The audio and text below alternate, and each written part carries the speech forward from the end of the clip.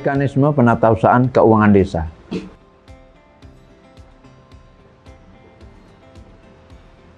Kegiatan anggaran yang dilakukan oleh PKA atau dengan TPK yang sudah diverifikasi oleh sekretaris desa dan diketahui oleh kepala desa sebagai penanggung jawab umum atas keuangan di desa. Penatausahaan ini dilakukan oleh PKA sesuai dengan kegiatan anggaran yang menjadi bagiannya atau menjadi tupoksinya. Di samping itu juga dilaksanakan oleh bendahara, karena sebagian dokumennya itu ada di PKA dan di bendahara. Mulai dari proposal, kegiatan, SPP, RAP, STPDB dan sebagainya, sampai dengan kalau itu ada kegiatan yang misalnya ada tenaga kerja perlu ada HOK-nya, juga dokumen-dokumen, seluruhnya dokumen ini ditata sedemikian rupa. Siapa yang menata ini adalah PKA bersama bendahara. Nah, bendahara ini hanya memasok dokumen-dokumen memang ada di bendahara terkait dengan kegiatan tersebut. Bahwa penataan ini dilakukan oleh PKA sebagai penanggung jawab kegiatan anggaran.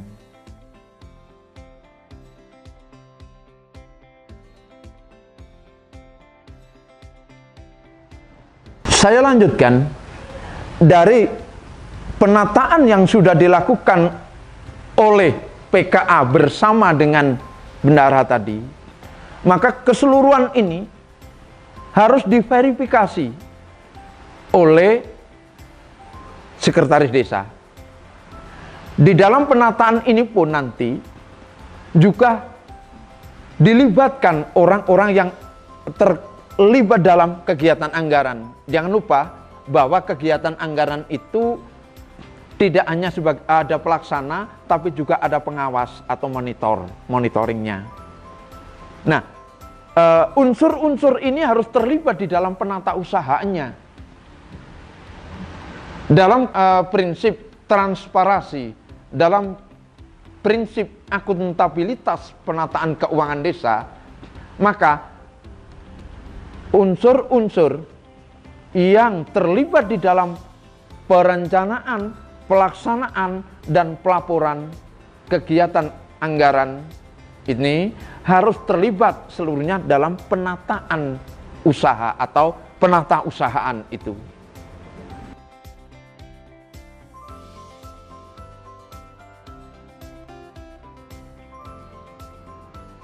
Lazimnya tidak hanya di desa, dimanapun juga namanya bendahara pasti minimal ada buku kas umum atau biasa disebut dengan BKU. Buku kas umum ini yang berisi seluruh kegiatan keuangan, baik uang masuk maupun keluar. Selain daripada buku kas umum ini, ada buku lain yang harus dimiliki oleh atau dikerjakan oleh bendahara desa, yaitu buku kas pembantu.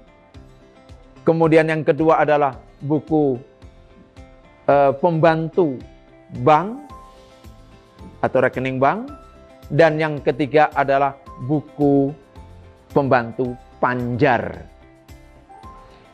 Nah, buku kas pembantu tadi itu digunakan untuk setiap kegiatan anggaran. Sehingga nanti ketika masuk di BKU-nya itu cukup secara global. Secara rinci, pelaksanaan atau belanja atau penggunaan anggaran di satu kegiatan itu ditulis dulu di buku kas pembantu. Yang menulis ini adalah PKA. Kemudian ada buku kas buku bantu rekening, itu yang pegang adalah bendahara. Kemudian ada buku panjar adalah juga bendahara, karena pada sistem pengelolaan anggaran ini yang belanja atau yang mengasih panjar itu adalah bendahara. Nah, buku kas bantunya supaya ndak salah paham, buku kas bantu ini secara rinci oleh PKA, tapi pada akhirnya buku kas bantu ini pun juga akan ditulis juga oleh bendahara.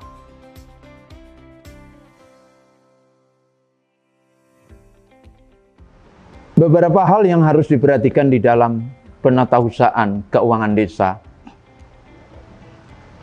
adalah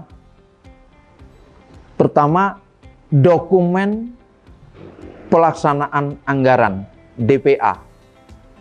Karena di dalam DPA ini banyak dokumen, ada proposal, ada SPP, ada RAP. Jika itu ada pembangunan fisik, di situ juga ada gambar dan sebagainya. Ini pertama, pada DPA-nya. Karena DPA ini perencanaannya, Mas, dokumen awal sebagai perencanaannya. Kenapa ini harus diperhatikan? Agar nanti di dalam pelaksanaannya itu jangan sampai menyimpang dengan dokumen perencanaannya. Ini. Yang kedua, dokumen yang harus diperhatikan adalah pada dokumen pelaksanaannya. Dokumen pelaksanaannya ini, misalnya dokumen belanja, Mas. Kwitansi, nota, kemudian dokumen-dokumen rekanan atau suppliernya, kemudian pekerjanya. Benarkah ini orang desa itu, buktinya apa? Fotokopi KTP-nya, kemudian HUK-nya benar nggak? Berarti absensinya. Ini dokumen-dokumen ini harus diperhatikan. Yang ketiga adalah pada dokumen pelaporannya. Karena pada hakikatnya begini, Mas, bahwa tertib administrasi ini itu akan menjadi bagian terpenting daripada baik dan buruknya pekerjaan. Lalu jangan lupa pada saat pelaksanaan tadi, dokumen akhir pelaporannya itu ada di termasuk dokumentasinya. Sebab seringkali terjadi ada laporan pelaksanaan kegiatan tetapi tidak ada foto kegiatannya. Maka patut untuk dicurigai hal semacam ini. Ada juga yang pakai ada foto tapi ternyata bukan foto itu. Nah ini, maka apa? Foto lokasi. Mulai dari 0, 50%, 0%, 50%. Sekarang malah apa? Sampai 4. Kalau dulu cuma 3, 0%, 50%, 100%. Sekarang 0%, 50%, 75%, lalu 100%. Ini harus diperhatikan benar supaya apa? Jelas, tidak ada penyimpangan. Begitu.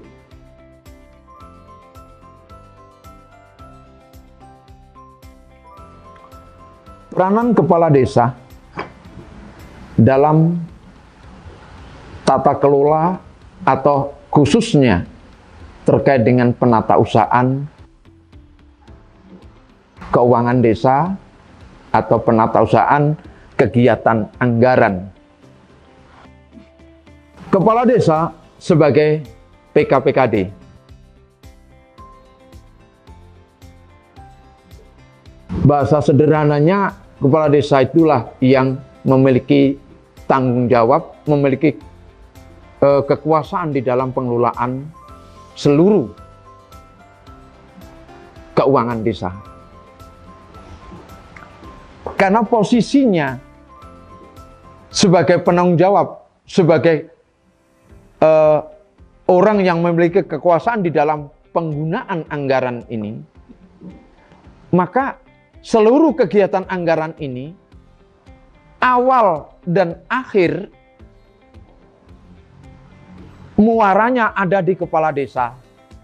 Awalnya dan akhir yang saya maksud adalah pada saat perencanaan kepala desa ini yang